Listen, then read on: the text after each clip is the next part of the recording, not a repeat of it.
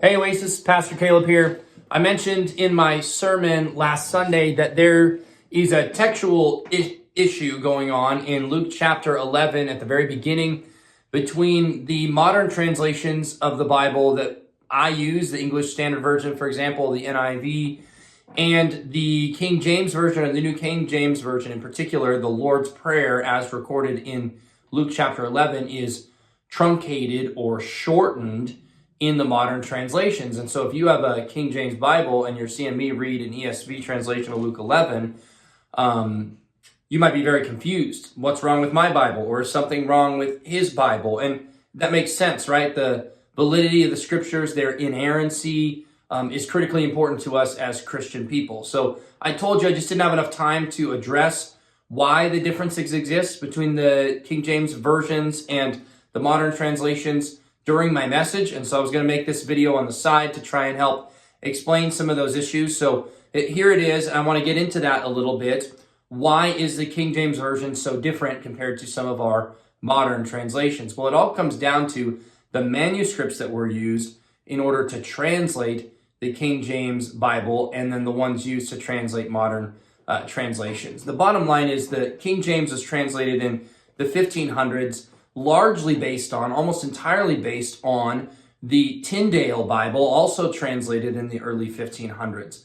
And Tyndale used what's commonly called as the Textus Receptus collection of biblical manuscripts, and they date back to about the 12th or 13th century, right? So they were recorded, they were transcribed sometime in the 1100s, 1200s AD. So those are relatively late manuscripts. I mean, we're talking about events in Jesus' life that happened at the very beginning of the ADs, right? So 1100, 1200 years after the fact is pretty late, especially compared to the vast majority of manuscripts we now have available to us today, and by which, of course, in the New Testament alone, there are more than 5,000 ancient New Testament manuscripts that we've discovered in Greek specifically. So that's kind of a big deal. And so Tyndale was using the Textus Receptus manuscripts. Those manuscripts happen to have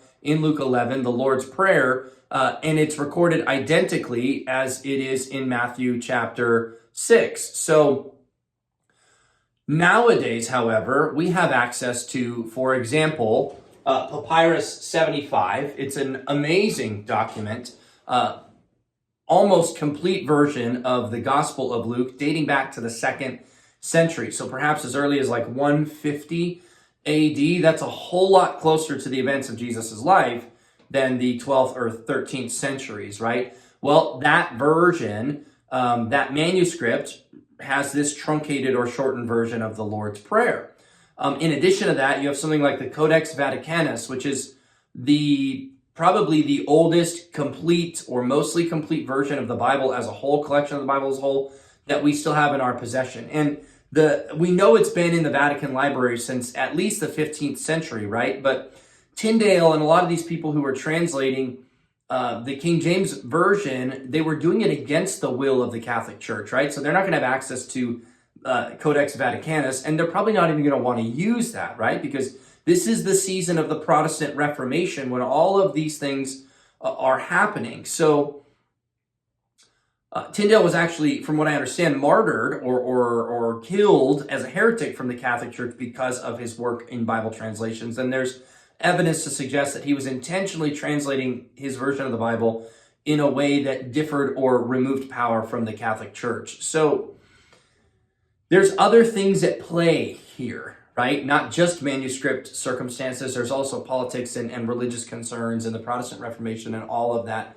stuff. And so when it comes down to which Bible we should be reading, in my opinion, the ancient manuscripts give us a better opportunity, okay? They're more likely to hold the actual document or the best record of what Luke intentionally wrote it down. And so that's why I said on Sunday that in my opinion, I think the truncated version was intentional. I think Luke intentionally shortened the Lord's Prayer, and I explain in my message from Sunday why I think that that's the case. Now, I want to deal with one other piece.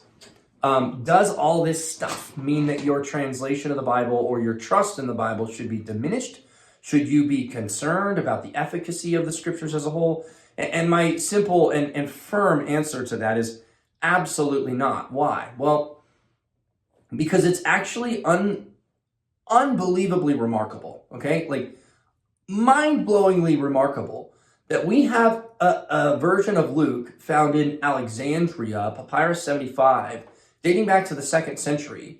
And then we have these Textus Receptus documents from the 12th and the 13th century.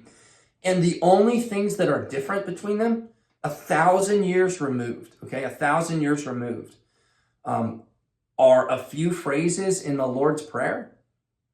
And really ones that don't alter the theology, the meaning, the intent of the Lord's Prayer at all. And then we should recognize that the Textus Receptus, when they record the Lord's Prayer in Matthew, that's identical to the ancient documents we have of Matthew. It's identical to the Codex Vaticanus version of Matthew chapter 6 and the recording of the Lord's Prayer there. So identical in those, 1,000 years apart. Almost identical in these other documents, 1,000 years apart. You're not going to find the same efficacy in any other ancient piece of literature out there. Absolutely not. Homer's Iliad, for example. We barely have any manuscripts of that, and they're so vastly different that it's really hard to tell what the original version of many of those stories were. Instead, with the New Testament, we have over 5,000 manuscripts just in the ancient Greek, and then there's something like 10,000 more in like Coptic and Syriac, and a whole nother set in Latin. I mean, there's just unbelievable amount of resources because of archaeology, because of what we've been able to find, especially in the modern era, that give us confidence in the translation and the transcription of the scriptures throughout time. I mean, this book is remarkable, and little differences like this between a 12th or 13th century version of Luke 11 and a 2nd century version of Luke 11 shouldn't deter us in any way from confidence in what we are reading in the scriptures as a whole. Do we make decisions? Do I have an opinion? Do I choose my Bible translation on purpose? Yes, I do. And I will even say this for those of you who like the King James Version. Just because Papyrus 75 is earlier, Codex Vaticanus is earlier, doesn't necessarily mean it's right. I mean, it's theoretically possible that someone truncated Luke's version of the Lord's Prayer in chapter 11 very early on in the manuscript circumstances. Maybe the Textus Receptus documents, maybe they were transcribed from a document that was even earlier, for example, than Papyrus 75. All of that's possible, and so none of this is a big deal. Again, not first order doctrinal problems, not really even changing theology at all, and then the amount of agreement is so remarkable that I would argue these types of differences actually should give us more confidence in the efficacy of the scriptures, in the reliability of the scriptures, than less confidence. For example, think about this. What if you had 5,000 manuscripts of the New Testament and there were no differences? They were all perfectly identical. Well, most scholars would suggest that that implies, excuse me, still getting over this cold. Most scholars would suggest that that implies manipulation. Some sort of organized manipulation by a group of people if you're going to actually force all of these texts to be exactly the same. So little variations actually encourage us to have more trust in the reliability of the scriptures as a whole, especially when the message that they're trying to communicate in its entirety is so perfectly and pristinely carried from generation to generation across centuries, across millennia of time. So hopefully that makes sense. You're going to see a number of other differences, for example, in the KJV and the NKJV than you will in the ESV, the NIV, and modern translations. And they're all going back to and related to this same issue. The Textus Receptus documents that were used in order to translate Tyndale's Bible, and then the KJV that's often based on Tyndale's Bible, versus the modern translations that were translated and transcribed and put together in an era after archaeology has discovered just a plethora of ancient manuscripts for us. So I love you all. I hope that's helpful to you. If you had questions, if you have any more questions, you're welcome to reach out to me. I'd love to chat with you about it. Hope you all have a great weekend, and we'll see you on Sunday.